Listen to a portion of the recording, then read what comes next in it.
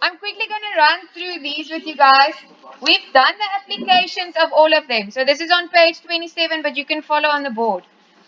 So in that first situation, we have no horizontal force. The object remains in static equilibrium. Nothing is being applied to that box, so there is no friction. Okay?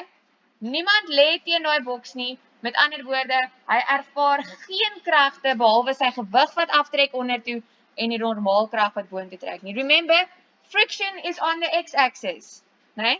So as daar niks op die x-as is wat hy moet teewerk nie, dan gaan daar geen wrywing wees nie. Now someone is applying force to this box, but the object is still not in motion.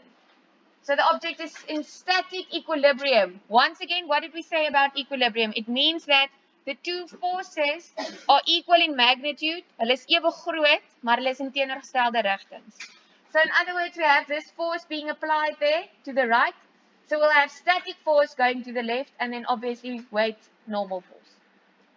Okay, so how will we calculate static force? Whatever the applied force is, that will be the same as the static force. So as iemand teen daai boks leun met 50 Newton, dan gaan die statiese wrywing in die teenoorgestelde rigting ook 50 Newton wees. Okay. Nou sê hulle vir jou die persoon leun nou met 'n groter krag teen die boks, maar hy beweeg nog steeds nie.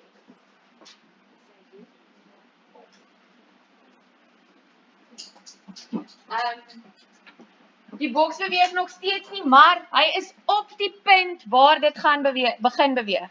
So remember, then we graduate from static friction to Fs max, né? En hy is mos daai hoogtepunt op die grafiek, wat ek nou al van die bord afgevee het, maar julle weet nou al hoe hy grafiek lyk, okay? So they are still equal to one another. The applied force is now equal to Fs max. En dit is hoekom hy gradiënt toeneem, en dan daai hoogtepunt bereik. Now, an object is on its side, and applied force is again increased from 0 to the point just before it starts to move. Die belangrike ding wat julle hier moet sien is, dit maak nie saak of hy so lê en of hy so lê nie. Onthou julle ons het mos gesê, die hoeveelheid oppervlakte wat raak aan die grond maak nie 'n verskil nie. So the mass is the same, so Fg stays the same. Daar is dit.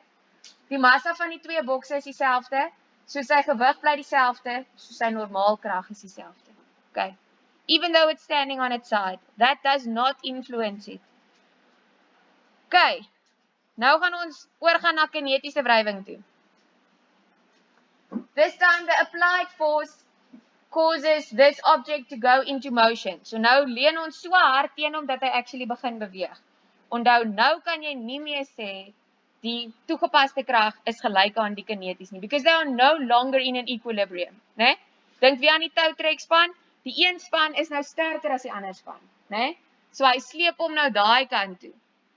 So in other words, it's no longer in equilibrium, it has a non-zero net force. Dis waar ons vandag wil uitkom. Ek wil met julle praat oor netto kragte. So hy het nou 'n nie nul netto krag. Met ander woorde, ons kan nie meer dood eenvoudig sê hulle is gelyk aan mekaar nie. Maar wat julle hier moet onthou is, kinetiese wrywing gaan altyd kleiner wees as statiese wrywing. You remember that graph? Going up, and then it drops down, and then it stays constant. Okay. Hierdie het ons gister ook oor gepraat, ek gaan nie oor al twee praat nie. Now we're adding an angle, né? Die belangrike effek wat dit het, is dit het 'n effek op die normaalkrag. Okay, so if it's pulling upwards, it's going to be Fg minus the y component. Hoekom? Want alles in daai y-as moet in equilibrium wees met mekaar, né? So Fn is boontoe, en Fi is boontoe, en Fg is ondertoe. And everything has to balance out, so dan kom jy by daai ene uit. Well, if we're pushing down, you're going to add it. Want dan gaan Fg en Fi ondertoe wees, en Fn is boontoe. So daai twee saam ondertoe, moet dan so groot wees soos die een wat boontoe wys. Okay, and this is the graph we've been talking about. Yes? So as daai Fn en Fg gelyk is nie van af. Dit is hoekom ons hom aan een van die twee kante moet bytel. Want al twee die kragte boontoe, sê nou maar dit is boontoe, is so groot soos die krag ondertoe. Hulle twee saam is so groot soos die krag ondertoe. So as dit, soos jy nou sê nou maar hulle was nie ewe groot nie, dan sou daar iets gebeur het in hierdie vlak. Maar hierdie boks beweeg mos nou in hierdie vlak. Okay. We've spoken about that. Important, FK remains constant. So, of 15 van jou maatjies jou nou help om die boks te stoot, or if you're doing it alone, it doesn't matter, it's going to remain constant. Dan het ons hieroor ook vinnig gister gepraat in daai oefening. Object at rest, then it means that those two forces must be the same, and it's at rest, so it's static friction, meaning that that one pulling up the slope, friction pulling up the slope, will be equal to the parallel component of gravitation. Alles daar, die twee kragte wat so lê, en die twee kragte wat so lê, is in equilibrium met mekaar. Natasha, do you got that? Okay, goed.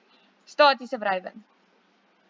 Hierso begin hy teen die slope afglij. So now we can no longer say that the kinetic friction is equal to Fg parallel, because it is no longer in equilibrium. Maar ek sal later met julle meer in detail daaroor praat, want dit is ook heeltemal waar. In elk geval, okay. Maar hierdie twee kragte gaan nog steeds gelyk wees aan mekaar, want hierdie boks spring nie op en af terwyl hy teen die slope afglij nie. Okay. And then this is the last one that I'm going to show you guys. This is if someone is pulling it up the slope. So nou het ons nog 'n krag wat hier in werking is. Okay? Die belangrike ding wat julle hier moet sien is, Fn is nog steeds gelyk aan Fg loodreg. That hasn't changed. But now someone is pulling it up the slope. So in the previous situation, look at the direction of friction. Do you see it's up the slope? But now, motion is up the slope. So beweging is nou op teen die helling. Met ander woorde, wrywing gaan af teen die helling dus. Okay. Goed. Eers net dit.